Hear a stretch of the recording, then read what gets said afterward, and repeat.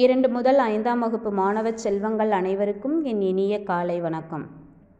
இன்னைக்கு நம்ம தமிழ் வகுப்பை ஒரு பொன்மொழியோடு ஆரம்பிப்போம்ப்பா.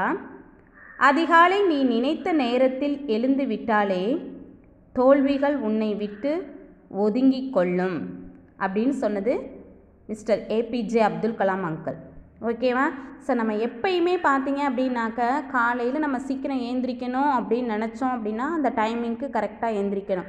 ஒரு உதாரணத்துக்கு இப்போ காலையில் நீ நைட்டு படிக்கிறப்ப ஐயோ தூக்கம் வந்துச்சு அப்படின்னு சொல்லி ஏதோ ஒரு சுச்சுவேஷனுக்காண்டி தூங்கிட்ட அப்படின்னா மம்மிகிட்ட சொல்லியிருப்ப காலையில் என்னைய ஒரு 5 o'clock எழுப்பி விடுங்க மம்மி, நான் படிக்கணும், நான் ஹோம்ஒர்க் எழுதணும் அப்படின்னு சொல்லியிருப்பேன். மம்மி அதே மாதிரியே உன்னை மார்னிங் காலையில் 5 o'clock எழுப்பி விட்றாங்க அப்படின்னா உடனே நீ என்ன பண்ணிடணும், எழுந்திரிச்சிடணும். இல்லைல்ல மம்மி ப்ளீஸ் இன்னும் கொஞ்சம் நேரம் நான் தூங்குறேன் அப்படின்னு சொல்லிட்டு இன்னும் கொஞ்சம் நேரம் அப்படின்னு சொல்லி நம்ம ஏந்திரிக்க சோம்பேறி பட்டுக்கிட்டு திரும்ப அப்படியே தூங்கிக்கிட்டே இருக்கக்கூடாது. ஸோ அதை தான் அங்கிள் என்ன சொல்கிறாங்க அப்படின்னா, காலையிலேயே நீ நினைத்த நேரத்தில் ஏந்திரிச்சிட்ட அப்படின்னா தோல்விகள் எப்பயுமே நம்மளை தேடி வரவே வராது. ஸோ நம்ம வாழ்க்கையில் என்றைக்குமே ஜெயிச்சிருவோம் அப்படின்னு சொல்கிறாங்க. ஏன்னா அவர் எப்பயுமே பார்த்தீங்க அப்படின்னாக்க காலையில் 4 o'clock எழுந்திரிச்சிடுவாங்களாம். எழுந்திரிச்சிட்டு அவங்க ப்ரஷ் பண்ணிவிட்டு அதுக்கப்புறம் கார்டுகிட்ட ப்ரேயர் பண்ணிவிட்டு வாக்கிங் போவாங்களாம் 5 o'clock.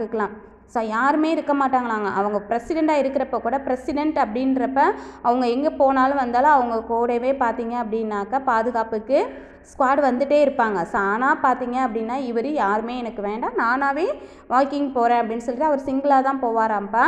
ஸோ டெல்லியில் ஒரு காலேஜ் இருக்குது, அந்த காலேஜில் இருக்கக்கூடிய கிரவுண்டில் இவர் மட்டும்தான் வாக்கிங் போவாராம். ஸோ டெய்லி அந்த டைமிங்க்கு ரொட்டீனாக எழுந்திரிச்சிருவாராம். ஸோ அதனால தான் அவர் நமக்கு ஒரு பொன்மொழியை என்ன சொல்லியிருக்காருன்னா, அதிகாலையிலே நம்ம நினைத்த நேரத்தில் எழுந்திரிச்சிட்டோம் அப்படின்னாக்கா தோல்விகள் நம்மளை சேரவே சேராது அப்படின்னு சொல்லிட்டார். நம்ம வாழ்க்கையில் எப்பயுமே வெற்றி பெறுவோம் அப்படின்னு சொல்லியிருக்கார். சரிப்பா, மேக்ஸில் பார்த்துருப்பீங்க symbols, addition, subtraction, multiplication, division, அப்புறம் அந்த மல்டிப்ளிகேஷன் டேபிளில் பார்த்தீங்கன்னா ஈக்குவல் அப்படின்ற ஒரு சிம்பிளும் இருக்கும். ஓகேவா? ஸோ அதெல்லாம் நீங்கள் பார்த்துருப்பீங்க. ஸோ மிஸ்ஸு சொல்லியிருப்பாங்க அடிஷன் அப்படின்னாக்கா நம்ம ஆட் பண்ணக்கூடியது. ஸோ நியூவாக நம்பரை நம்ம சேர்க்கணும் அப்படின்னு சொல்லியிருப்பாங்க. அதே மாதிரி சப்ராக்ஷன் அப்படின்னு சொன்னால் லெஸ் பண்ணணும் அப்படின்னு சொல்லியிருப்பாங்க. மல்டிப்ளிகேஷன் அப்படிங்கிறப்ப நிறைய நம்பரை நம்ம மல்டிப்ளை பண்ணக்கூடியது தான் மல்டிப்ளிகேஷன் டேபிளில் அதுக்கு யூஸ் ஆகும் அப்படின்னு சொல்லியிருப்பாங்க. ஏன்னா நிறைய பேர் இருக்கிறப்ப ஆட் பண்ணிக்கிட்டே போனோம்னா ரொம்ப கஷ்டமாக இருக்கும். அதனால் இது அடிஷனோட ஷார்ட்கட்டு தான் மல்டிப்ளிகேஷன் அப்படின்னு சொல்லியிருப்பாங்க. அதே மாதிரி டிவிஷன் அப்படின்றப்ப சப்ராக்ஷனோட ஷார்ட் மெத்தடு தான் நம்ம டிவிஷன் அப்படின்னு சொல்லியிருப்போம். ஸோ இந்த ஈக்குவல் அப்படின்றப்ப சமம். ஸோ இதுக்கு ஈக்குவலாக, இந்த நம்பருக்கு ஈக்குவலாக இது அப்படின்னு உங்களுக்கு எக்ஸ்பிளைன் பண்ணியிருப்பாங்க. ஸோ அந்த எக்ஸ்பிளனேஷன், அந்த சிம்பிளை வச்சு நம்ம தமிழில் ஒரு புதுசாக ஒரு வார்த்தைகளை உருவாக்க போகிறோம் நம்ம வாழ்க்கைக்கு தேவையானது. அது என்ன மிஸ் அப்படின்னா ஒன்றும் இல்லைப்பா, நல்லவற்றை கூட்டிக்கொள், சேர்த்துக்கொள் அப்படின்னு அர்த்தம். நல்லவற்றை சேர்த்துக்கொள் அப்படின்னு அர்த்தம். ஸோ அந்த ப்ளஸ் சிம்பிளோட மீனிங் சேர்க்கிறது, ஆட் பண்ணுறது அப்படின்னு சொல்கிறோம் இல்லையா? ஸோ நல்லவற்றை சேர்த்துக்கொள் அப்படின்னு அர்த்தம். ஏன் அப்படின்னாக்கா நம்மக்கிட்ட மற்றவங்கக்கிட்ட இருக்க நல்ல விஷயங்களை நம்ம என்ன பண்ணிக்கணும், கற்றுக்கணும். ஸோ கற்றுக்கிட்டால் மட்டும் போதாது, அதை நம்ம வாழ்க்கைக்கும் நம்மளும் எடுத்துக்கணும், நம்மளும் அதே மாதிரி இருக்கணும். அப்படின்ற நல்ல விஷயங்களை மட்டும் நம்ம என்ன பண்ணணும், சேர்த்துக்கொள் அப்படின்னு சொல்கிறான். அடுத்தது மைனஸ் சிம்பிளுக்கு என்ன சொல்கிறேன்னா தீயவற்றை நீக்கிக்கொள். ஸோ மைனஸ் சிம்பிளோட மீனிங் நீக்கிறது, லெஸ் பண்ணுறது. ஸோ அப்போ அதை நீக்கிக்கொள் அப்படின்னு சொல்கிறோம். தீயவற்றை நம்மக்கிட்டே இருந்து என்ன பண்ணிடணும், வெளியில் எடுத்துடணும். ஸோ அதை நம்மக்கிட்ட வச்சுக்கக்கூடாது. அதே மாதிரி மற்றவங்க கிட்ட அந்த மாதிரி கெட்ட பழக்க வழக்கங்கள் இருந்தாலும் நம்ம என்ன சொல்லணும், இது கெட்ட பழக்க வழக்கங்கள், இதை செய்யக்கூடாது அப்படின்றத அவங்களுக்கு சொல்லிவிட்டு அதையும் அவங்கக்கிட்டே இருந்து அகற்ற பார்க்கணும். ஆனால் நம்ம கண்டிப்பாக தீய பழக்கங்களை எடுத்துடணும், நீக்கிக்கொள்ளணும் அப்படின்னு சொல்கிறோம். அடுத்தது அறிவை பெருக்கிக்கொள். ஸோ அறிவு எப்பயுமே இவ்வளோதான் அப்படின்னு ஃபிக்ஸடு கிடையாதுப்பா. ஸோ அறிவு அப்படிங்கிறது நம்ம பார்க்குறதுலேருந்து, நம்ம செய்யக்கூடிய செயல்கள்லேருந்து, நம்ம ஒவ்வொரு நாளும் ஒவ்வொரு நிமிஷமும் நம்ம ஒரு புது விஷயங்களை கற்றுக்குறோம். ஸோ அப்போ அறிவு எப்பயுமே இன்க்ரீஸ் ஆகிக்கிட்டே இருக்கும். நம்ம அறிவை எப்பயுமே நல்ல விஷயங்கள் கற்றுக்கும் பொழுது நம்ம அறிவை பெருக்கி கொண்டு போகணும், அறிவை இன்க்ரீஸ் பண்ணணும் அப்படின்னு சொல்கிறோம். ஸோ அறிவை பெருக்கிக்கொள் அடுத்தது நேரத்தை வகுத்துக்கொள்.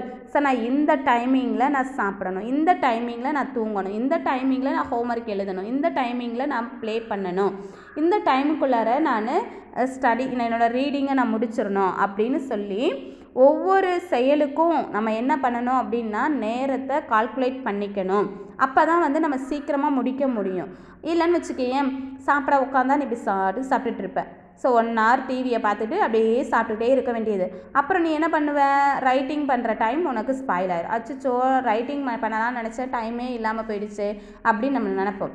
ஆனால் இப்போ டைம் ஃபிக்ஸ் பண்ணிட்டோன்னா ஐயோ டைம் ஆகிடுச்சு, இந்த டைமில் நம்ம வந்து ரைட் பண்ணணுமே அப்படின்னு உனக்கு ஒரு ஆர்வம் வரும், உனக்கே வந்து அது தோணும். ஸோ அதனால் நம்ம எந்த ஒரு செயல் செய்கிறப்பையும் நம்ம என்ன பண்ணிக்கணும் அப்படின்னா கால்குலேட் பண்ணிக்கணும், டைமை ஒதுக்கிக்கணும், இந்த டைமில் நம்ம இதை செய்யணும் அப்படின்னு சொல்லி. அதுக்கு தான் நேரத்தை வகுத்துக்கொள். வகுத்துக்கொள் அப்படின்னா பிரிச்சுக்கணும். இந்த டைமில் நான் இதை செய்ய போகிறேன், இந்த டைமில் இதை நான் செய்ய போகிறேன் அப்படின்னு நேரத்தை பிரித்து செஞ்சோம் அப்படின்னா ஈஸியாக செஞ்சு முடிக்கலாம் அப்படின்னு சொல்கிறாங்க. அடுத்தது இன்பத் துன்பங்களை சேர்த்துக்கொள். இன்பத் துன்பங்களை சமமாக கருது அப்படின்னு சொல்கிறோம். ஸோ நம்ம பார்த்தீங்க அப்படின்னாக்க இன்றைக்கி வந்து மம்மி நம்ம கேட்குறத செஞ்சு கொடுத்துருப்பாங்க, நாளைக்கு வந்து நம்ம கேட்குறப்ப வந்து இன்றைக்கி இல்லையேப்பா நான் நாளைக்கு செய்கிறேன் அப்படின்னு சொல்லுவாங்க. ஸோ அப்போ வந்து நம்ம என்ன பண்ணணும், ஹாப்பியாக இருக்க நேரத்தில் ஹாப்பியாக இருப்போம், சேடாக இருக்கிறது சேடாக ஐயோ எனக்கு பிடிக்கவே இல்லை மம்மி, நீங்கள் செய்கிறது எதுவுமே எனக்கு பிடிக்கல அப்படின்னு நம்ம மம்மிக்கிட்ட கோவப்படுவோம். ஸோ அந்த மாதிரி இருக்கக்கூடாது. ஸோ நமக்கு கிடைக்கிறப்ப எவ்வளோ ஹாப்பியாக இருந்தோமோ ஸோ அதை பரவாயில்ல, ஸோ நம்ம இல்லாதப்ப அதை வந்து துன்பம் கஷ்டம்னு வருது பரவாயில்ல, இதையும் நம்ம வச்சுக்கணும். ஏன்னா நமக்கு இன்பமும் உண்டு துன்பமும் உண்டு நம்ம வாழ்க்கையில். ஸோ இன்பத்தையும் துன்பத்தையும் நம்ம சமமாக நினைக்கணும். அப்போ தான் நம்ம வாழ்க்கை வந்து பீஸ்ஃபுல்லாக இருக்கும் அப்படின்னு சொல்கிறாங்க. ஓகேவாப்பா? ஸோ அப்போ இந்த சிம்பிளை வச்சே நம்ம வாழ்க்கைக்கு தேவையான கருத்துக்களை கண்டுபிடிச்சிக்கிட்டோம், அப்படி தானே? ஸோ நல்லவற்றை சேர்த்துக்கொள், தீயவற்றை நீக்கிக்கொள், அறிவை பெருக்கிக்கொள் இல்லைன்னா வளர்த்துக்கொள், பெருக்கிக்கொள், நேரத்தை வகுத்துக்கொள், இன்பத் துன்பங்களை சமமாக கருது அப்படின்னு சொல்கிறோம். இந்த சமக்குறி இருக்கு இல்லையாப்பா, சமம் ஈக்குவல் அப்படின்னு சொல்கிறோம் இல்லையா? ஸோ இந்த சமக்குறியை கண்டுபிடிச்சவங்க யார் அப்படின்னா இங்கிலாந்து கண்ட்ரி. ஸோ இங்கிலாந்தில் இருக்கக்கூடிய மக்கள் தான் வந்து இங்கிலாந்தில் இருக்கிறவங்க தான் இதை வந்து சமக்குறியை கண்டுபிடிச்சாங்க. ஆனால் நம்ம வந்து நம்பர்ஸ் பார்த்தீங்க அப்படின்னாக்கா உங்களுக்கு ஆல்ரெடி மிஸ் சொல்லியிருப்போம், நம்பர்ஸை வந்து யார் கண்டுபிடிச்சாங்கன்னா ஃபஸ்ட்டு ரோமனியர்ஸ். ஸோ அதனால தான் ரோமன் நியூமரல்ஸ் இந்தியன் நம்பர்ஸ் அப்படின்னு சொல்லி நீங்கள் மேக்ஸில் படிச்சிருப்பீங்க. இந்த ரோமன் நியூமரல்ஸ் பார்த்தீங்க அப்படின்னாக்கா ரொம்ப கஷ்டம். ஸோ அதை வந்து எல்லா நம்பர்ஸுக்கும் எல்லா டைமிங்லேயும் யூஸ் பண்ண முடியாததுனால அந்த ரோமன் நியூமரல்ஸ் வந்து எல்லா கண்ட்ரிலையுமே வந்து இப்போ யூஸ் பண்ணுறது கிடையாது.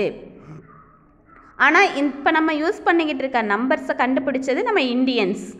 அதனால் இப்போ இந்த நம்பர்ஸ் வந்து எல்லா கண்ட்ரிலையுமே இதை யூஸ் பண்ணுறாங்க. ஏன்னா இது வந்து யூஸ் பண்ண ஈஸியாக இருக்குது அப்படின்றதுனால எல்லா கண்ட்ரீஸ்லையுமே ஃபாலோ பண்ணக்கூடிய ஒரே நம்பர்ஸ் நம்ம இந்தியன் நம்பர்ஸ். இந்த நம்பர்ஸை கண்டுபிடிச்சது நம்ம இந்தியன்ஸுன்றதுனால நம்ம அதை நம்பரை இந்தியன் நம்பர்ஸ் அப்படின்னு சொல்கிறோம். அதே மாதிரி இந்த ஈக்குவல் சிம்பிளை வந்து கண்டுபிடிச்சது இங்கிலாந்து. ஓகேவா? ஸோ அதே மாதிரி பார்த்திங்கன்னா 0 அப்படின்றத கண்டுபிடிச்சவர் ஆரியப்பட்டா. ஓகேவா? ஸோ 0 அப்படின்னு நம்ம இருக்கு இல்லையா நம்பரு, அந்த நம்பரை கண்டுபிடிச்ச 0 அப்படின்ற நம்பரை கண்டுபிடிச்சவர் ஆரியப்பட்டா. இந்த 0 அப்படின்னாவே நத்திங் அப்படின்னு சொல்லியிருப்போம். 0க்கு மீனிங் நத்திங் அப்படின்னு சொல்லியிருப்போம்.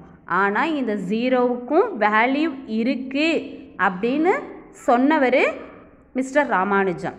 ஓகேவா? மேத்தமெட்டிஷியன் ராமானுஜம். ஸோ அவர் நம்ம தமிழ்நாட்டுக்காரவர் தான், அவர் ஈரோடு சேர்ந்தவர் தான். ஓகேவா? ஸோ அவர் ஸ்மாலாக இருக்கிறப்பப்போ உங்களை மாதிரி ஒரு 2nd ஸ்டாண்டர்ட் படிச்சுட்ருக்கப்போ பார்த்தீங்க அப்படின்னாக்கா அவர் கிளாஸுக்கு சார் வந்து மேக்ஸ் நடத்திட்டுருக்காங்க. அப்போ மேக்ஸ் சார் சொல்கிறாரு இந்த 0வுக்கு மீனிங் நத்திங் அப்படின்னு சொல்லிட்டார். ஆனால் அப்படி அவர் யோசிச்சுட்டே வீட்டுக்கு போயிட்டார். என்னடா அது 0னா நத்திங் அப்படின்னு சொல்லிட்டாங்களே சாரு அப்படின்னு சொல்லி. நம்மளும் அப்படி தானே மிஸ் என்ன சொல்கிறாங்களோ அதை தான் நம்ம அக்செப்ட் பண்ணிக்குவோம். அதே மாதிரி இவர் ஆனால் வந்து யோசிச்சுட்டே இவர் போயிருக்காரு. ஆனால் இவருக்கு ஒரு ஹேபிட் என்னன்னாப்பா, நம்மலாம் வந்து ஒரு சம்மை கொடுத்தா தானே அதுக்கு ஆன்சர் கண்டுபிடிப்போம். ஆனால் ராமானுஜம் இருக்கார் இல்லையா, மிஸ்டர் ராமானுஜம் ஒரு ஆன்சர் எழுதிடுவாராம். இந்த ஆன்சர் வச்சு டிஃப்ரெண்ட்டாக சம் கண்டுபிடிப்பாராம். பாரு எவ்வளோ ஒரு இன்டெலிஜென்ட். அப்படி தானேப்பா? ஸோ நம்ம சம்மு தெரிஞ்சால் தான் நம்ம ஆன்சர் போடுவோம். ஆனால் இவர் ஃபஸ்ட்டு ஆன்சரை போட்டுட்டு அதுக்கப்புறம் தான் சம்மே கண்டுபிடிப்பாராம். இந்த ஆன்சருக்கு எப்படி நம்ம வந்து சம்மு கண்டுபிடிக்கலாம்? இப்போ ஒரு எக்ஸாம்பிளுக்கு பார்த்தீங்கன்னு வச்சுக்கோங்களேன், ஒரு ஆன்சர் வந்து இப்போ 12 அப்படின்னு இருக்குது அப்படின்னா, இந்த 12 நம்ம என்ன பண்ணுவோம், 6ஐயும் ஆட் பண்ணால் 12 அப்படின்னு ஆன்சர் வரும். அப்படி தானே? ஸோ அதே மாதிரி 8ஐயும் 4ஐயும் ஆட் பண்ணால் 12 அப்படின்றது வரும். ஸோ இப்போ இந்த சம்மு பாருங்கள், 6ஐயும் ஆட் பண்ணால் 12, 8ஐயும் 4ஐயும் ஆட் பண்ணால் 12, அதே மாதிரி 4ஐயும் 3ஐயும் மல்டிப்ளை பண்ணால் 12, 3ஐயும் 4ஐயும் மல்டிப்ளை பண்ணால் 12, 2ஐயும் 6ஐயும் மல்டிப்ளை பண்ணால் 12 அப்படின்றது இந்த மாதிரி நிறைய வெரைட்டி எந்தெந்த மெத்தடில் வந்து இந்த ஆன்சருக்கு வந்து சம்மு கண்டுபிடிக்கலாம் அப்படின்னு சொல்லி கண்டுபிடிக்கக்கூடியவர் இந்த ராமானுஜம். ஓகேவா? சார் என்ன சொல்லியிருக்காங்க, 0க்கு வேல்யூ இல்லை, 0 மீன்ஸ் நத்திங் அப்படின்னு சொல்லியிருக்காங்க. அப்படி தானே? சரி, இவர் யோசிச்சுட்டே போயிட்டு அடுத்த நாள் காலையில் ஸ்கூல் ஆரம்பிச்சிருச்சு, கிளாஸ் ஆரம்பித்தாச்சு. மேக்ஸ் சார் கிளாஸ்க்கு வராரு. வந்துட்டு கிளாஸ் ஸ்டார்ட் பண்ண ஆரம்பித்தோடனேயுமே அந்த ராமானுஜம் இருக்கார் இல்லையா, உங்களை மாதிரி இருக்கிற வயசில் அவர் ஏந்திரிச்சு போல்டாக எக்ஸ்கியூஸ் மீ சார் அப்படின்னு சொல்லிவிட்டு, நீங்கள் எஸ்டர்டே கிளாஸில் பார்த்தீங்கன்னா 0க்கு வேல்யூ இல்லை, 0 மீன்ஸ் நத்திங் அப்படின்னு சொல்லியிருந்தீங்க சார் அப்படின்னு சொன்னாராம். ஆமாம் நான் சொன்னேன் தான் அப்படின்னு சொன்னேன். ஆனால் நீங்கள் சொன்னது தப்பு சார், 0க்கு வேல்யூ இருக்குது அப்படின்னு சொன்னாரா ராமானுஜம். உடனே சாருக்கு செம்ம கோவம். என்னடாது, நான் வந்து 0க்கு எனக்கு சொல்லிக் கொடுத்த சாராக இருக்கட்டும், எல்லாருமே வந்து நமக்கு 0 மீன்ஸ் நத்திங் அப்படின்றது தான் தெரியும். ஆனால் இவன் என்னன்னா 0க்கு 0க்கு வேல்யூ இருக்கே அப்படின்னு சொல்கிறான் அப்படின்னு சொல்லிட்டு சாருக்கு கோவம். இருந்தாலும் சரி வந்து ப்ரூஃப் பண்ணு வா அப்படின்னு சொல்லி போர்டுக்கிட்ட வர சொல்லிட்டாராம். உடனே ராமானுஜம் என்ன பண்ணிட்டார், நேராக போயிட்டு போர்டுக்கிட்ட நின்றுட்டு, சார் நம்ம 0 அப்படின்னு போடுறப்ப இதுக்கு வேல்யூ இல்லை, அதே மாதிரி இந்த 0க்கும் பேக்கில் நான் ஒரு 9 இப்படி போட்டேன் அப்படின்னாலும் 0க்கு வேல்யூ இல்லை சார். ஆனால் இதை நம்ம எப்படி ரீட் பண்ணுவோம், வெறும் 9 அப்படின்னு தானே இப்போ ரீட் பண்ணுவோம். ஸோ ஆனால் இந்த 0க்கும் ஃப்ரெண்டில் இப்போ 0 இருக்குன்னா இதோட ஃப்ரெண்டில் பார்த்தீங்கன்னா நான் 1ஓ இல்லை 2ஓ நான் நம்பர் எழுதுனேன் அப்படின்னா இதை நான் எப்படி ரீட் பண்ணுவேன், 10 அப்படின்னு நான் ரீட் பண்ணுவேன். அப்படி தானேப்பா?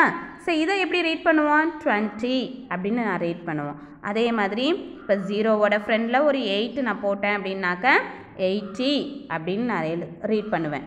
ஸோ இப்போ 0க்கு வேல்யூ இருக்கா இல்லையா, இருக்குது. ஏன்னா இப்போ இது 10 அப்படின்றப்ப 10 சாக்லேட் வாங்கலாம், 10 ஐஸ்கிரீம் இருக்கும், இல்லை 10 அப்படின்றது நிறைய இருக்குது இல்லையா. ஸோ 20ங்கிறப்ப கவுண்டிங் இருக்குது இல்லையா. ஸோ அப்போ 80ங்கிறப்ப கவுண்டிங் இருக்குது இல்லையா. ஸோ இப்போ 0க்கு வேல்யூ இருக்குது சனங் சார் அப்படின்னு சொன்னாராம். ஸோ அப்போ 0க்கு வேல்யூ இல்லை அப்படின்னு சொல்லி சொன்னது ஒரு சில இடங்களில் 0க்கு வேல்யூ இல்லை, ஆனால் கண்டிப்பாக 0க்கு வேல்யூ இருக்குது அப்படின்னு ப்ரூஃப் பண்ணவர் யார், மிஸ்டர் ராமானுஜம், மேத்தமெட்டிஷியன் ராமானுஜம். அவர் நம்ம தமிழ்நாட்டை சேர்ந்தவர் தான், அது ஈரோடு சேர்ந்தவர். ஓகேவாப்பா? ஆனால் வந்து 0வை கண்டுபிடிச்சவர் ஆரியப்பட்டா, அவர் இந்தியன். சார் அவரும் நம்மளையோட இந்தியன் தான். 0க்கு வேல்யூ இருக்குங்கிறத சொன்னவரும் மிஸ்டர் ராமானுஜம், அவரும் நம்ம இந்தியன்ஸ் தான், அவரும் நம்ம தமிழ்நாட்டை சேர்ந்தவர் தான். ஓகேவாப்பா? சரி, நம்ம கிளாஸ்க்குள்ளே போகலாம். இன்றைக்கி நம்ம கிளாஸில் பார்க்க போகிறது சேர்த்து எழுதுக. நம்ம ஆல்ரெடி நம்ம பார்த்துருக்கிறது பார்த்தீங்க அப்படின்னாக்க பிரித்து எழுதுக பார்த்துருக்கோம். ஸோ செகண்ட் ஸ்டாண்டர்டுக்கு ரொம்ப ரொம்ப ஈஸியாக இருந்திருக்கும். இன்றைக்கி நம்ம பார்க்க போகிறது சேர்த்து எழுதுக. செகண்ட் ஸ்டாண்டர்ட் ஸ்டூடெண்ட்ஸ்க்கு இதுவும் நியூ சிலபஸ் தான்ப்பா. ஆனால் 3rd 4th 5th இது ஆல்ரெடி வந்திருக்கு. அப்படி தானே? 3rd 2ndலேயே படிச்சிருப்பீங்க, 4th 3rdல படிச்சிருப்பீங்க, 5th 4thல படிச்சிருப்பீங்க. உங்களுக்கு ரொம்ப ஈஸி. செகண்ட் ஸ்டாண்டர்டுக்கு மட்டும் இது நியூ சிலபஸ். இருந்தாலும் ரொம்ப ரொம்ப ஈஸியான சிலபஸ் தான், ரொம்ப ஈஸியாக இருக்கும். கொஞ்சம் கேர்ஃபுல்லாக பார்த்துக்கலாம். ஓகேவா? சஸ் இன்றைக்கி பார்க்க போகிறது சேர்த்து எழுதுக. மலை கூட்டல் வாழை, மழை வாழை. ஸோ நம்ம ஆல்ரெடி வந்து பிரித்து எழுதுகளை பார்த்துருப்போம்ப்பா. பிரித்து எழுதுகளை என்ன பார்த்துருப்போம் அப்படின்னா, இந்த மாதிரி வார்த்தை ஃபஸ்ட்டில் இருக்கும். நம்ம என்ன பண்ணியிருப்போம், ஸோ இதை மழை கூட்டல் வாழை அப்படின்னு பிரித்து இந்த சைடில் எழுதியிருப்போம். அப்படி தானே? ஸோ இங்கே நமக்கு கொஸ்டினாகவே என்ன கொடுத்துருக்காங்க அப்படின்னா, மலை கூட்டல் வாழை அப்படின்னு கொடுத்துருக்காங்க. இது நம்ம என்ன பண்ணுறோன்னா அப்படியே சேர்த்து எழுதுகிறோம். மழை கூட்டல் வாழை, மழை வாழை அப்படின்னு சேர்த்து அப்படியே எழுதிட்டோம். இந்த கூட்டல் குறி இருக்கு இல்லையா, அந்த கூட்டல் குறியை எடுத்துட்டு எழுதக்கூடியது தான் சேர்த்து எழுதுக. இந்த கூட்டல் குறியை சேர்த்து எடுத்துட்டு எழுதக்கூடியது சேர்த்து எழுதுக. பிரித்து எழுதுகளை என்ன பண்ணியிருப்போம், கூட்டல் குறி போட்டு ஆன்சர் எழுதுவோம், அப்படி தானே? ஸோ இந்த கூட்டல் குறி போட்டு எழுதுனா அது பிரித்து எழுதுக. கூட்டல் குறியை எடுத்துட்டு அப்படியே சேர்த்து எழுதணும் அப்படின்னா அது சேர்த்து எழுதுக. ஓகேவா? ஸோ இதில் பாருங்கள், மழை கூட்டல் வாழை, மலை வாழை. ஸோ மலை அப்படிங்கிறது மவுண்டைன். ஓகேவா? வாழை அப்படிங்கிறது பழம், பழம் குறிக்கக்கூடிய சொல் தான் வாழை. ஸோ இது ரெண்டையும் சேர்த்தா மலை வாழை அப்படின்னு சொல்லுவோம். ஸோ வாழைப்பழம் பார்த்திங்கன்னா நிறைய வெரைட்டி இருக்குது. நிறைய வெரைட்டிஸில் இந்த ஒரு வெரைட்டி வந்து மலை வாழை அப்படின்னு சொல்லுவோம். இது ரொம்ப ரொம்ப டேஸ்ட்டாகவும் இருக்கக்கூடியது, மருத்துவ குணம் மிக்கதுப்பா. ஸோ இந்த மலை வாழை வந்து அவ்வளோ சீக்கிரம் நமக்கு கிடைக்காது. இது அப்படி கிடச்சிச்சின்னா கண்டிப்பாக வாங்கி சாப்பிடுங்க. இது உடம்புக்கு ரொம்ப ஹெல்த்தானது, மருத்துவ குணம். ஸோ நம்ம ஏதாவது டிசீஸ் வந்துச்சுன்னா அது நோய் எதிர்ப்பு சக்தியை அதிகப்படுத்தக்கூடியது இந்த மலை வாழை. ஓகேவா? நெக்ஸ்ட்டு பெண் கல்வி. பெண் கூட்டல் கல்வி, பெண் கல்வி அப்படின்னு சொல்கிறோம். இந்த பெண் கல்வி அப்படின்றது இப்போ பார்த்தீங்க அப்படின்னா உங்களுக்கு ஆண்களும் படிக்கிறோம், பெண்களும் படிக்கிறோம், அப்படி தானே? ஆனால் ஓல்டன் டேஸ்லலாம் பார்த்தீங்க அப்படின்னா பெண்கள் படிக்கவே கூடாது, ஆண்கள் மட்டும்தான் படிக்கணும். ஆண்கள் மட்டும்தான் இந்த குருகுலத்தில் போய் படிப்பாங்க. அப்போ குருகுலத்தில் தானே போய் படிப்பாங்க. ஸோ ஆண்களை மட்டும்தான் அனுப்பிச்சு படிக்க வச்சுருந்தாங்க. பெண்கள் வந்து படிக்கக்கூடாது அப்படின்னு சொன்னாங்க. அதுலேயும் ஒரு சிலர் எப்படி சொல்லுவாங்க அப்படின்னாக்க, அடுப்போதும் பெண்களுக்கு கல்வி எதற்கு அப்படின்னு சொல்லியிருப்பாங்கப்பா. ஏன்னா அவங்க சமைக்கிறதுன்னு என்ன தான் படித்தாலும் அவங்க வீட்டில் சமைக்க போகிறாங்க, துணி துவைக்க போகிறாங்க, வீட்டு வேலை தானே செய்ய போகிறாங்க, அவங்களுக்கு எதுக்கு படிப்பு அப்படின்னு சொல்லி படிக்க விடாமல் வச்சுருந்தாங்க. ஆனால் இந்த பெண்கள் முன்னேற்றம் அடையணும், பெண்களும் படிக்கணும், பெண் கல்வி இந்நாட்டின் கண்கள் அப்படின்னு சொல்லி, பெண்கள் இந்நாட்டின் கண்கள், அதுவும் பெண்கள் வந்து கல்வி கற்றால் ஒரு பெரிய சமுதாயமே வந்து கல்வி கற்றதற்கு சமம் அப்படின்னு சொல்லி புரட்சியாளர்கள்லாம் என்ன பண்ணாங்க அப்படின்னா, பெண்களுக்கு கல்வி ரொம்ப முக்கியம் அப்படின்னு சொல்லி பெண்களையும் படிக்க ஆரம்பித்தாங்க. ஓகேவா? ஸோ இதுலேயும் பார்த்தீங்கன்னா நிறைய பேர் வந்து மருத்துவரும் டாக்டரும், இப்போ பார்த்தீங்க அப்படின்னாக்கா டிரைவர் பஸ் டிரைவர் கூட பெண்கள் வந்துட்டாங்க. ஸோ அந்த அளவுக்கு வந்து பெண்கள் ஆண்களுக்கு நிகராக பெண்களும் வந்துட்டாங்க. ஸோ பெண்களுக்கும் இப்போ கல்வி வந்து ரொம்ப ரொம்ப முக்கியமாக ஆயிடுச்சு. ஓகேவா? ஸோ பெண் கூட்டல் கல்வி, பெண் கல்வி. அடுத்தது வாய் கூட்டல் மொழி, வாய்மொழி. வாய் கூட்டல் மொழி, வாய்மொழி. ஸோ வாய்மொழி அப்படின்னா இப்போ உங்களுக்கு எக்ஸாமில் என்ன சொல்லிட்டு போனோமா அப்படின்னாக்க, கடினமான சொற்கள் இதெல்லாம் வந்து நாங்கள் சொல்ல கேட்டு எழுதணும். ஓகேவா? ஸோ அதே மாதிரி வாய்மொழி அப்படிங்கிறது இப்போ நியூஸ் வாசிக்கிறாங்க இல்லையா, ஸோ டிவியில் நம்ம பார்க்கக்கூடிய சேனல்ஸ் எல்லாம் பார்த்திங்கன்னா வாய்மொழியாகவும் பார்க்கவும் செய்கிறோம். ஆனால் ரேடியோவிலலாம் பார்த்திங்கன்னா நம்மளால் கேட்க மட்டும்தான் முடியும். ஏன்னா அவங்க ரேடியோவில் சொல்ல மட்டும்தான் செய்வாங்க, பார்க்க முடியாது நம்மளால். ஸோ அப்போ வாய்மொழியாக சொல்கிறப்ப நம்ம கேட்க மட்டும் முடியும். வாய்மொழி அப்படின்னா வாயால் பேசக்கூடிய மொழிகளை தான் வாய்மொழி அப்படின்னு சொல்கிறோம். அடுத்தது மிதி கூட்டல் வண்டி, மிதிவண்டி. மிதி கூட்டல் வண்டி, மிதிவண்டி. மிதிவண்டி அப்படின்னா சைக்கிள். மிதிவண்டினா என்னது? சைக்கிள். இப்போ பஸ்ஸை என்ன சொல்லுவோம் தமிழில்? பேருந்து. பஸ்ஸுக்கு என்னன்னு சொல்லுவோம்? பேருந்து. காருக்கு என்ன சொல்லுவோம்? மகிழுந்து. காருக்கு என்னப்பா சொல்லுவோம்? மகிழுந்து. ஓகேவா? ஸோ அதே மாதிரி ஏரோப்ளேனுக்கு வானூர்தி அப்படின்னு சொல்லுவோம். ஏரோப்ளேனுக்கு என்ன சொல்லுவோம்? வானூர்தி அப்படின்னு சொல்லுவோம். இப்போ மிதி கூட்டல் வண்டி, மிதிவண்டி. மிதிவண்டி அப்படின்னாக்கா சைக்கிள். மிதிவண்டினா என்னது? சைக்கிள். இதில் பாருங்கப்பா, இப்போ பார்த்த 4 வார்த்தைகள், 4 கேள்விகள்லையுமே எந்த ஒரு வார்த்தையுமே எந்த ஒரு எழுத்துமே நம்ம புதுசாக சேர்க்கவே இல்லை. அப்படியே இந்த கூட்டல் குறியை எடுத்துட்டு அப்படியே எழுதிட்டோம். ரொம்ப ஈஸியாக இருக்குது தானே? ஆமாப்பா, ஒரு சில வார்த்தைகள்லாம் அப்படியே டக்குன்னு அதை அப்படியே சேர்த்து அப்படியே இருக்கிற வார்த்தையை அந்த கூட்டல் குறியை எடுத்துகிட்டு சேர்த்து எழுதக்கூடியது தான். இன்றைக்கி நம்ம வகுப்பில் பார்க்குறது இதே மாதிரி தான். கூட்டல் குறியை எடுத்துட்டு அப்படியே எழுதக்கூடியது தான். ஸோ அப்போ இங்கே தனித்தனியாக இருக்கிற வார்த்தைகளுக்கும் பொருள் இருக்குது, சேர்த்து எழுதுகிறப்பையும் பொருள் இருக்குது. ஓகேவா? மிதி அப்படிங்கிறப்ப ஏதாவது ஒரு பொருளை மிதிக்கிறோம் அப்படின்னு சொல்கிறோம் இல்லையா, ஏதாவது ஒரு பூச்சி கீச்சு வந்துச்சுன்னா அதை மிதிக்கணும் அப்படின்னு சொல்லுவோம். வண்டி அப்படிங்கிறது பொதுவான சொல், அது எந்த வண்டியாக வேணாலும் இருக்கலாம். ஓகேவா? சரி, 2 சக்கர வண்டியாக இருக்கலாம், 3 சக்கர வண்டியாக இருக்கலாம், 4 சக்கர வண்டியாக இருக்கலாம். ஸோ அது வாகனங்களை குறிக்கக்கூடியது வண்டி அப்படின்னு சொல்கிறோம். அப்போ அதை சேர்த்து இங்கே மிதி வண்டி அப்படின்னு சொல்கிறப்போ ஒரு குறிப்பிட்ட பொருள் வந்துருச்சு, குறிப்பிட்ட வாகனம் வந்துருச்சு அந்த இடத்துல. பொதுவாக வண்டிங்கிறப்ப எந்த வாகனத்தை வேணாலும் குறிக்கலாம் அப்படின்னு சொல்லியிருந்தோம். ஆனால் இங்கே சேர்த்து மிதி வண்டி அப்படிங்கிறப்ப சைக்கிள் அப்படின்னு பர்டிகுலராக வந்துருச்சு. ஓகேவா? ஸோ அப்போ எல்லாத்துக்குமே பொருள் இருக்குது அப்படிங்கிறத நம்ம தெரிஞ்சுக்கிட்டோம். ஓகேவா? நெக்ஸ்ட்டு நெல் கூட்டல் வயல். நெல் கூட்டல் வயல் நெல் வயல். நெல் கூட்டல் வயல் நெல் வயல். சரி, நெல் அப்படிங்கிறது பேடி, ஒரே ஒரு நெல் மட்டும் சொல்லுவோம். ஸோ அது வயலில் விளையிறதுனால வயல், ஃபீல்டை தான் நம்ம வயல் அப்படின்னு சொல்லுவோம். இப்போ நெல் வயல். ஸோ நிறைய இடங்களில் பார்த்தா ஒவ்வொரு வயல்லையும் ஒவ்வொரு விதமான உணவுப் பொருட்களை வந்து விளைவிக்க செய்வாங்க. ஸோ தானியங்கள் பார்த்திங்கனாக்கா ஒரு வயலில் நெல் விளைவிக்கும், நெல் வந்து விளையும், இன்னொரு இதில் கரும்பு, அப்புறம் உளுந்து, பயிர், இப்படி ஒவ்வொரு வயல்லையும் ஏதாவது வித்தியாசமாக போட்டிருப்பாங்க. ஸோ ஒவ்வொரு வயலுக்கும் அப்போ பேர் இருக்குது, அப்படி தானே? ஸோ நெல் விளைஞ்சிச்சின்னா அது நெல் வயல் அப்படின்னு சொல்லுவோம், கரும்பு விளைஞ்சிச்சின்னா கரும்பு வயல் அப்படின்னு சொல்லுவோம்.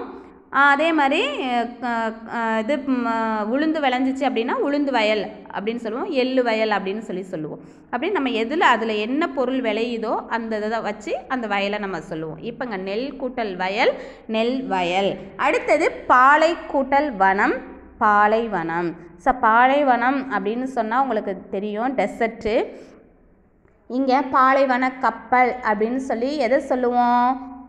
ஒட்டகம். Very good. ஸோ பாலைவன கப்பல் அப்படின்னு சொல்லி ஒட்டகத்தை சொல்லுவோம். ஏன் அப்படின்னாக்கா நமக்கு இங்கே வந்து ட்ராவலுக்கு யூஸ் பண்ணக்கூடியது பார்த்திங்க அப்படின்னாக்கா வாகனங்கள் யூஸ் பண்ணிகிட்டு இருக்கோம். அதே மாதிரி ஒரு சில இடங்கள்லாம் பார்த்திங்கன்னா குதிரையை யூஸ் பண்ணுவோம் போக்குவரத்துக்கு. ஆனால் அப்புறம் மாட்டு வண்டி யூஸ் பண்ணுவோம். ஆனால் இங்கே வந்து பார்த்திங்கனாக்க நிறைய அங்கே மணல் இருக்கிறதுனால வாகனங்கள்லாம் வந்து அவ்வளோ சரியாக போகாது. ஸோ அங்கே வந்து ஈஸியாக போகக்கூடியது எது அப்படின்னாக்க இந்த ஒட்டகம் தான். ஸோ ஒரு இடத்துலேருந்து இன்னொரு இடத்துக்கு நம்ம ட்ராவல் பண்ணுறதுக்கு யூஸ் பண்ணக்கூடியது இந்த ஒட்டகம். அதனால தான் பாலைவன கப்பல் அப்படின்னு சொல்கிறோம். கப்பல் எப்படி தண்ணியில் வேகமாக போகுமோ, தண்ணியில் அது போய் சேருவோமோ, அதே மாதிரி இந்த பாலைவனத்தில் நம்மளை சேஃபாக கொண்டுட்டு போகக்கூடியது இந்த ஒட்டகம். அதனால தான் நம்ம பாலைவன கப்பல் அப்படின்னு சொல்கிறோம். ஓகேவா? பாலைவனம். இங்கே பார்த்திங்கன்னா நிறைய வந்து நமக்கு டேட்ஸ் நிறைய கிடைக்கும்ப்பா. டேட்ஸ் வந்து நம்ம சாப்பிட்லாம். ஓகேவா? ஸோ நம்ம இந்தியாவில் பார்த்திங்கன்னா தார் பாலைவனம் வந்து இருக்குது. அடுத்து பாலை கூட்டல் வனம் பாலைவனம். நெக்ஸ்ட்டு தொடர் கூட்டல் வண்டி தொடர் வண்டி. தொடர் கூட்டல் வண்டி தொடர் வண்டி. ஸோ இப்போ தொடர் வண்டி அப்படிங்கிறது ட்ரெயின். ஸோ நம்ம இப்போ பார்த்தோம் இல்லையா, மிதிவண்டி அப்படின்னா சைக்கிள், பஸ்ஸு அப்படின்னா பேருந்து, கார் அப்படின்னா மகிழுந்து அப்படின்னு சொல்லி பார்த்தோம். அதே மாதிரியே ஏரோப்ளேன் அப்படின்னாக்க வானூர்தி அப்படின்னு சொல்லி பார்த்தோம். அப்படி தானே? ஸோ அதே மாதிரி இங்கே பார்த்திங்கனாக்க தொடர் வண்டி அப்படின்னா ட்ரெயினை தான் நம்ம வந்து தொடர் வண்டி அப்படின்னு சொல்கிறோம். அடுத்தது மறை கூட்டல் முகம் மறைமுகம். மறை கூட்டல் முகம் மறைமுகம். ஸோ மறைமுகம் அப்படின்னு சொன்னால் யாராவது ஒருத்தருக்கு உதவி செய்கிறாங்க அப்படின்னா அவங்க நம்ம தான் செஞ்சோம் அப்படின்னு மற்றவங்களுக்கு தெரியாத அளவுக்கு செய்யக்கூடிய உதவிகளை தான் நம்ம வந்து மறைமுகமாக செய்யணும் அப்படின்னு சொல்லுவாங்க. இப்போ பார்த்திங்க அப்படின்னாக்க மகாபாரத போர் நடந்துச்சு இல்லையா, பாண்டவாஸுக்கும் கௌரவாஸுக்கும் போர் நடந்துச்சு. ஸோ கௌரவாஸ் பக்கம் பார்த்திங்கன்னா நிறைய வீரர்கள் இருந்தாங்க, சோல்ஜர்ஸ் இருந்தாங்க. அதே மாதிரியே நிறைய அரசர்கள், நிறைய கண்ட்ரிஸ் வந்து அவங்களுக்கு ஹெல்ப் பண்ண வந்தாங்க. ஆனால் பாண்டவாஸ் பக்கம் பார்த்திங்கன்னா வீரர்கள் சோல்ஜர்ஸும் கம்மி, அதே மாதிரி ஹெல்ப் பண்ண கண்ட்ரிஸும் ரொம்ப கம்மி. ஆனாலும் பாண்டவாஸ் வின் பண்ணிட்டாங்க. எப்படி வின் பண்ணாங்க? வெரி குட்பா. ஸோ அவங்க பக்கம் யார் இருந்தார்? காடு கிருஷ்ணா இருந்தார். ஓகேவா? ஸோ அவர் ஒவ்வொருத்தவங்களுக்கும் எப்படி வந்து நம்ம அவங்கள வந்து வீழ்த்துறது, அவங்கள தோற்கடிக்கிறது எப்படி அப்படின்னு சொல்லி அந்த அறிவை, அந்த ஞானத்தை கொடுத்தது கிருஷ்ணா காடு. யாருக்கு கொடுத்தாங்க? வெரி குட், அர்ஜுனாவுக்கு. ஓகேவா. ஸோ அப்போ அர்ஜுனாவுக்கு அவர் தேரோட்டியாக வந்தார். தேரோட்டியாக வந்து அர்ஜுனாவுக்கு ஹெல்ப் பண்ணதுனால அர்ஜுனாவும் வந்து கிருஷ்ணாவோட பேச்சை கேட்டு அவர் சொல்கிறதெல்லாம் கேட்டு நடந்ததுனால அந்த போரில் வந்து வின் பண்ணிட்டாங்க.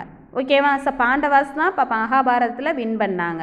ஸோ இந்த மாதிரி மற்றவங்களுக்கு வந்து நம்ம வந்து தெரியாமல் உதவி செய்யக்கூடியது, தெரியாமல் இருக்கக்கூடியது தான் மறைமுகம் அப்படின்னு சொல்லுவோம். ஓகேவா. ஸோ இப்போ கிருஷ்ணா காட் வந்து அர்ஜுனாவுக்கு உதவி செஞ்சது வந்து டைரெக்டாக சொல்லலை, இவங்களை வந்து இப்படி தான் கொல்லணும் அப்படின்லாம் சொல்லலாம். அவர் மறைமுகமாக இதை இப்படி செஞ்சால் இப்படி செய்யலாம் அப்படின்னு சொல்கிறப்ப அதை புரிஞ்சுக்கிட்டு தான் அர்ஜுனாவும் வந்து அவங்கள வந்து வீழ்த்தினாங்க.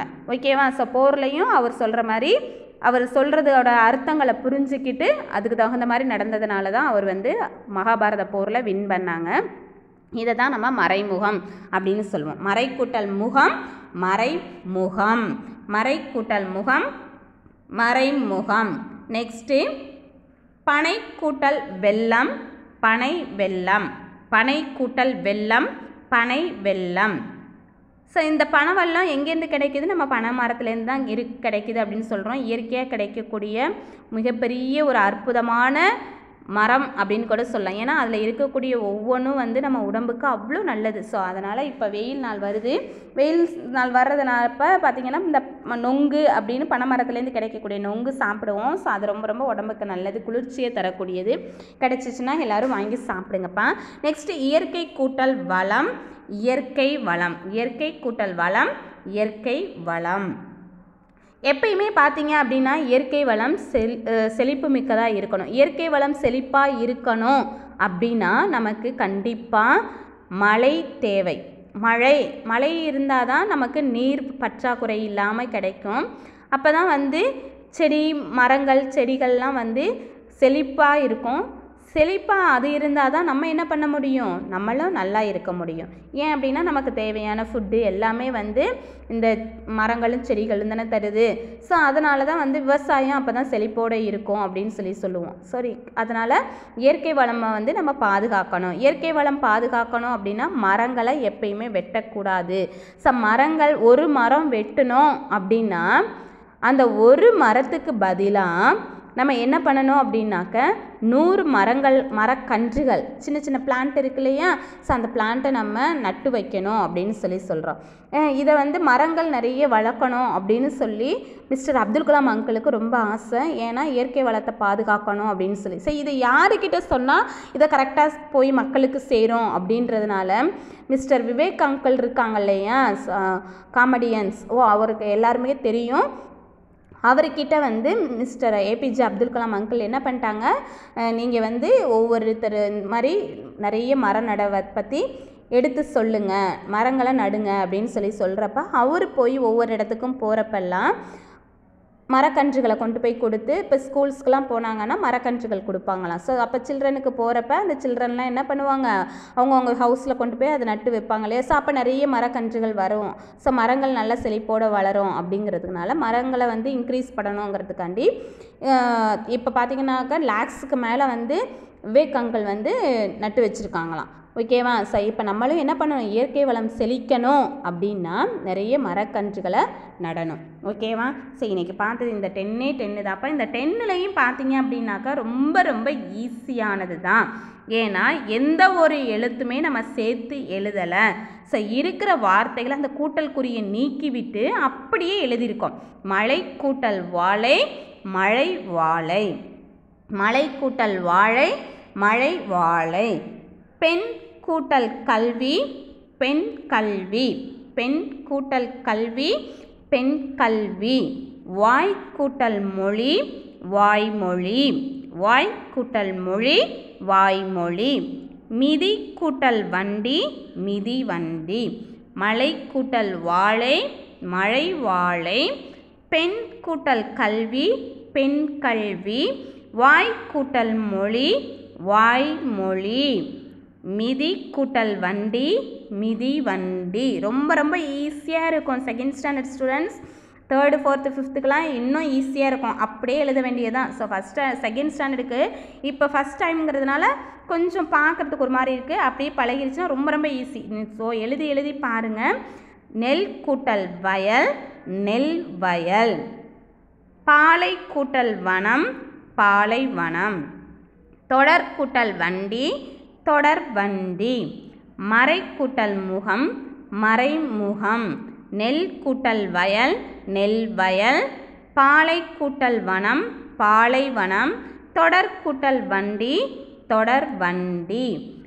மறை கூட்டல் முகம் மறைமுகம். ஓகேவா?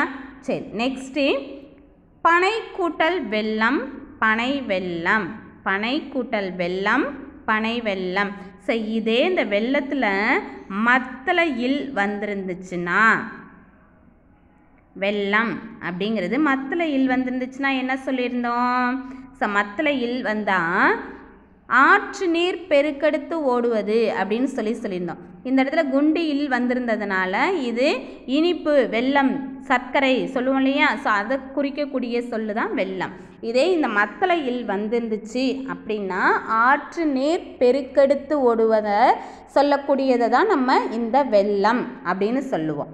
ஓகேவா? ஸோ நெக்ஸ்ட்டு இயற்கை கூட்டல் வளம் இயற்கை வளம். இயற்கை கூட்டல் வளம் இயற்கை வளம். ஓகேவா? சரி, இந்த மாதிரி ரொம்ப ரொம்ப ஈஸியாக இருக்கும். அந்த கூட்டல் குறியை எடுத்துட்டு அப்படியே எழுதக்கூடியது தான் சேர்த்து எழுதுக.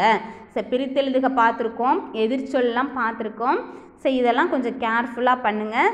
ஸோ 5th ஸ்டாண்டர்ட் உங்களுக்கு கண்டிப்பாக உங்களுக்கு இந்த என்ட்ரன்ஸ் எக்ஸாமில் பிரித்தெழுதுக சேர்த்தெழுதுக பொருள் அறிக அப்புறம் எதிர்ச்சொல் இதெல்லாம் கண்டிப்பாக கொஸ்டினில் வரும்பா. ஸோ நீங்கள் என்ன பண்ணுங்கள் அப்படின்னாக்க இதுக்கு ரிலேட்டடாக நீங்கள் எக்ஸாமுக்கு கண்டிப்பாக இதெல்லாம் படிச்சுக்கோங்க. ஓகேவா? நெக்ஸ்ட்டு ஒரு ஸ்மால் ஸ்டோரியோடு நம்ம இந்த கிளாஸை ஃபினிஷ் பண்ணிக்கலாம்ப்பா. ஆசிரியர் கொடுத்த மதிப்பெண் அப்படின்னு சொல்லி ஒரு ஸ்டோரி பார்க்க போகிறோம். என்ன அப்படின்னா, ஒரு கிளாஸில் பார்த்தீங்க அப்படின்னாக்கா டீச்சர் என்ன பண்ணியிருக்காங்க, இப்போ 5th ஸ்டாண்டர்ட் கிளாஸே எடுத்துக்குவோமே. ஸோ 5th ஸ்டாண்டர்டில் கிளாஸில் மிஸ் என்ன பண்ணுறாங்க அப்படின்னாக்க ஒரு 3 கொஸ்டின் கொடுக்குறாங்க. ஸோ 3 கேள்வி கொடுக்குறாங்க. அந்த 3 கேள்விக்கும் ஸ்டூடெண்ட்ஸை வந்து யார் எந்த கொஸ்டின் வேணாலும் எழுதலாம் அப்படின்னு சொல்லிட்டாங்க. 3 கொஸ்டின் இருக்குது, யார் எந்த கொஸ்டின் வேணாலும் எழுதிக்கலாம், இல்லை 3 கொஸ்டினுமே எழுதினாலும் ஓகே அப்படின்னு சொல்லிட்டாங்க. ஸோ இந்த 3 கொஸ்டினுக்கு 100 மார்க்கு. ஓகேவா? டோட்டலாக 100 மார்க் அப்படின்னு சொல்லிட்டாங்க. உடனே ஆளுக்கு என்ன பண்ணிட்டாங்க, கொஸ்டின் பேப்பர் எடுத்து எழுத ஆரம்பிச்சிட்டு ஆன்சர் சீட்டை மிஸ்கிட்ட கொடுத்துட்டாங்க. மிஸ்ஸு அந்த பேப்பர்லாம் கலெக்ட் பண்ணிவிட்டு மார்க் போட ஆரம்பிக்கிறாங்க. மார்க் போட ஆரம்பித்தா ஃபஸ்ட்டு ஒரு 3 கொஸ்டின் ஃபஸ்ட்டு ஒருத்தருக்கு பார்த்தீங்கன்னா ஒரு குரூப்பாக இருக்கவங்களுக்கு 100 மார்க் அப்படின்னு போட்டார். பார்க்கவே இல்லை, படிக்கவே இல்லை, ஆனால் பார்த்த உடனே 100 மார்க் அப்படின்னு சொல்லி போட்டாங்க ஃபஸ்ட்டு கொஸ்டினுக்கு. செகண்ட் கொஸ்டின் எழுதினவங்களுக்கெல்லாம் வந்து 60 மார்க் அப்படின்னு போட்டாங்க. தேர்ட் கொஸ்டின் எழுதினவங்களுக்கெல்லாம் பார்த்தீங்கன்னா 40 மார்க்ஸ் அப்படின்னு சொல்லி போட்டாங்க. என்னடா அது, மிஸ்ஸு கொஸ்டினே ஆன்சரையே ரீட் பண்ணி பார்க்கல, ஆனால் ஃபஸ்ட் கொஸ்டின் அட்டன் பண்ணவங்களுக்கெல்லாம் 100 மார்க் போட்டாங்க. செகண்ட் கொஸ்டின் அட்டன் பண்ணவங்களுக்கெல்லாம் 60 மார்க் போட்டாங்க. தேர்ட் கொஸ்டினுக்கெல்லாம் 40 மார்க் போட்டாங்க. என்னடா அந்த மிஸ்ஸு இப்படி போடுறாங்க அப்படின்னு சொல்லி எல்லோரும் வந்து அப்படியே பேசிக்கிட்டு இருக்கானுங்க. உடனே அதுக்கப்புறம் மிஸ்ஸு இது எல்லாத்துக்கும் மார்க் போட்டு வச்சுட்டு இப்போ கேட்குறாங்க, ஃபஸ்ட்டு கொஸ்டின் எழுதினவங்களுக்குலாம் ஏன் மிஸ் 100 மார்க் போட்டோம் அப்படின்னு தெரியுமா அப்படின்னு. மிஸ் தெரியல மிஸ், ஆனால் நீங்கள் மிஸ் அதுக்கு படித்து கூட பார்க்காம மார்க் போட்டிங்க மிஸ் அப்படின்னு சொல்லி ஸ்டூடெண்ட்ஸ் சொல்லியிருக்காங்க. உடனே மிஸ்ஸு சொன்னாங்க, இந்த ஃபஸ்ட்டு கொஸ்டினை ரீட் பண்ணி இது ரொம்ப ரொம்ப கஷ்டம், இது யாருக்குமே ஆன்சர் படிச்சிருந்தா மட்டும்தான் புரியும், படிக்காதவங்களுக்கு இது புரியாது. ஏன்னா மிஸ்ஸு கேட்டது ஜென்ரலாக கேட்டிருந்தேன் 3 கொஸ்டினும். இந்த 3 கொஸ்டினில் ஃபஸ்ட்டு கொஸ்டின் ரொம்ப கஷ்டமான கொஸ்டின். ஸோ இந்த கஷ்டம் அப்படின்னு நினைக்காம இதுக்கும் நான் ஆன்சர் எழுதுவேன், இதுக்கும் நான் ட்ரை பண்ணுவேன் அப்படின்னு சொல்லி அந்த ஃபஸ்ட்டு கொஸ்டினுக்கு ட்ரை பண்ணிங்க இல்லையா. ஸோ அதனால் கஷ்டம் கடினமாக இருக்குது அப்படின்னு நினைக்காம அதையும் என்னால் முடியும் அப்படின்னு நினச்சி அதை அட்டன் பண்ணதுனால மிஸ்ஸு ஃபுல் மார்க் கொடுத்தேன். அதே மாதிரி செகண்ட் கொஸ்டின் அதிலேருந்து இது கொஞ்சம் ஈஸி, அதனால் இதுவும் பரவாயில்ல, இதையும் நான் அட்டன் பண்ணுவேன்னு சொல்லி அட்டன் பண்ணவங்களுக்கு மார்க் கொடுத்தேன். லாஸ்ட் கொஸ்டின் ரொம்ப ரொம்ப ஈஸி. ஸோ அதனால் இதுக்கு வந்து இதை ஈஸியானதை போய் எடுத்துக்கிட்டதுனால 40 மார்க்ஸ் கொடுத்தேன் அப்படின்னு சொல்லி சொன்னாங்களாம். ஸோ இதுலேருந்து என்ன தெரியுது அப்படின்னா, கண்டிப்பாக விடாமுயற்சி இருக்கணும். கொஸ்டினை பார்த்த உடனே இது நமக்கு தெரியாதே, இது நம்மளால் எழுத முடியாது அப்படின்னு நம்ம நினைக்காம கண்டிப்பாக இது நம்மளால் எழுத முடியும், என்னால் முடியும் அப்படின்னு சொல்லி விடாமுயற்சியோட எழுதுனாங்க இல்லையா? ஸோ அதனால் அவங்களுக்கு 100 மார்க் கிடச்சிச்சு. ஸோ எப்பயுமே நமக்கு வந்து விடாமுயற்சி இருக்கணும். ஐயோ இது என்னால் முடியாதே அப்படின்னு சொல்லி இதே வா அப்படின்னு சொல்லி நம்ம சலிச்சுக்குவோம் இல்லையா? இப்போவுமா அப்படின்னு சொல்லுவோம். ஸோ அந்த மாதிரி சலிப்பும் இருக்கக்கூடாது. சலிப்பும் இல்லாமல் விடாமுயற்சியும் கடின உழைப்பும் இருந்தால் கண்டிப்பாக வாழ்க்கையில் நம்ம வெற்றி பெறலாம். ஸோ நம்ம எந்த செயல் செஞ்சாலும் விடாமுயற்சி கடின உழைப்பு இருக்கணும், ஆனால் சலிப்பு அப்படின்றது இருக்கக்கூடாது அப்படின்னு சொன்னாங்களாம். ஓகேவா? இந்த ஸ்டோரியிலேருந்து நம்ம என்ன செஞ்சு தெரியணும்? கஷ்டமாக இருந்தாலும் நம்மளால் முடியும் அப்படின்னு சொல்லி முயற்சி செய்யணும். ஓகேவா? சரி, இதுக்கு தான் வந்து டீச்சர் என்ன பண்ணியிருக்காங்க? மார்க் அலாட் பண்ணியிருக்காங்க. ஓகேவாப்பா? சரி, இது ரொம்ப ரொம்ப ஈஸியானது தான். இன்றைக்கி நம்ம பார்த்த சேர்த்து எழுதுக. மலை கூட்டல் வாழை, மழை வாழை. பெண் கூட்டல் கல்வி, பெண் கல்வி. வாய் கூட்டல் மொழி, வாய் மொழி. மிதி கூட்டல் வண்டி, மிதி வண்டி. நெல் கூட்டல் வயல், நெல் வயல். பாலை கூட்டல் வனம், பாலை வனம். தொடர் கூட்டல் வண்டி, தொடர் வண்டி. மறை கூட்டல் முகம், மறை முகம். பனை கூட்டல் வெள்ளம், பனை வெள்ளம். இயற்கை கூட்டல் வளம், இயற்கை வளம். ஓகேவா? ஸோ மீண்டும் அடுத்த வகுப்பில் நம்ம சந்திப்போம். ஆனால் வந்து கண்டிப்பாக எல்லோரும் எழுதி பார்த்து படிங்க. ரொம்ப ரொம்ப ஈஸி. அடுத்த வகுப்பில் இதே மாதிரி ஈஸியான டாப்பிக்கோடு வந்து பார்க்குறோம். ஓகே, நன்றி.